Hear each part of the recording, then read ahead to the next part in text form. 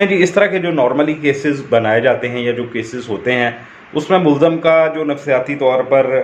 Control करते रहना वाक़े को, जब इल्म में आ जाना और उसके बाद उसकी डिस्कशन ना करना या उसको डिस्क्लोज़ ना करना, ये एक मेंटल जो मुल्ज़म का एक ज़हनी जो नफ़सियाती तौर पे इसको असरअंदाज़ किया जा सकता है, या ये उसका शाखसाना होता है कि मुल्ज़म जो है नफ़सियाती तौर के ऊपर बड़ा कमज़ोर है, ज़हनी तौर पे बड़ा कमज़ोर है, और वो इस तरह के ख़तरात को मोल लेने से या अपने जो उसके रिलेटिव होते हैं, जो या जो रिलेशनशिप होता है किसी के साथ, उसको वो खोने से भी डरता है और डर रहा होता है। एक तो ये वजह भी होती है, और दूसरा ये कि दूसरी मुल्ज़म की जो ज़हनी कैफ़ियत होती है, वो गुस्सा और तशद्दुद पसंदी जो है का अंसर जो है वो उसके जो शख्सियत में है, जो पाया जा रहा होता है, जिसकी वजह से इस तरह के मामलात जो हैं वो सामने आते हैं या इस तरह के वाक़यात का जो शाखसाना बनते हैं। तैमूर मुक़द्दम के साथ उसकी एक वीडियो भी जारी हुई डांस करते हुए, ये कत्ल से कुछ अर्सा पहले की है। इसका मतलब ये है कि कोई ना कोई वजूहात तो ऐसी थी, लेकिन आज जो बयान उसने मुल्ज़म ने दिया है वो पहली दफ़ा दिया है, और उसने ये कहा है कि मेरे साथ वो चीटिंग कर रही थी जिसका मुझे इल्म था। अब इस केस में मुल्ज़म के जो गार्ड हैं और वालिदैन हैं, उनको भी हिरासत में ले लिया गया है, और उसकी वजह ये है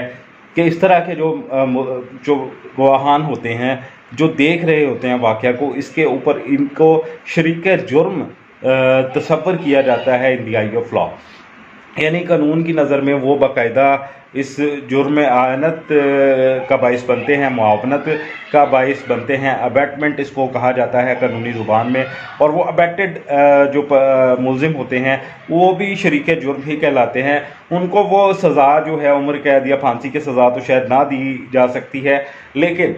अगर उनका केस अच्छे तरीके से प्लीड किया जाए और उनको एक अच्छा वकील मुहैया हो जाए या मिल जाए, तो उनकी सज़ा जो है वो उसमें कमी की जा सकती है। 7 साल से 10 साल तक की सज़ा उनकी रह जाती है। या फिर अगर ये साबित कर दिया जाए कि ये उनको पर प्रेशर था, इस तरह के केसेस में जो वकला हज़रात प्ली लेंगे वो ये लेंगे कि जो मुल्ज़म के वालिदैन थे उनका इस कत्ल से कोई ताल्लुक़ नहीं है, और उन्होंने इस कत्ल की मज़म्मत की है। जो वाक़या हुआ है, जो उन्होंने देखा है या जो वो देख रहे थे, तो उस वाक़े के बाद उन्होंने फ़ौरी तौर पे क्यों इत्तला ना की, उसकी वजह पे उनका ज़हनी प्रेशर या इस तरह की जो सिचुएशन है उसमें उनके जो नफ़सियाती तौर पर जो सोचने समझने की सलाहियत है वो सल्ब हो जाती है। या वो ये अपने बयान में कह सकते हैं कि हमारी इस तरह के तशद्दुद को देखकर या बेटे और बहू का लड़ाई झगड़ा देखकर सोचने की जो क़ुव्वत थी वो सल्ब हो चुकी थी कुछ अरसे के लिए, और इसको मेडिकल साइंस एडमिट भी करती है कि उनके जहन में ये बात नहीं आई कि वो किसी को बुलाएं,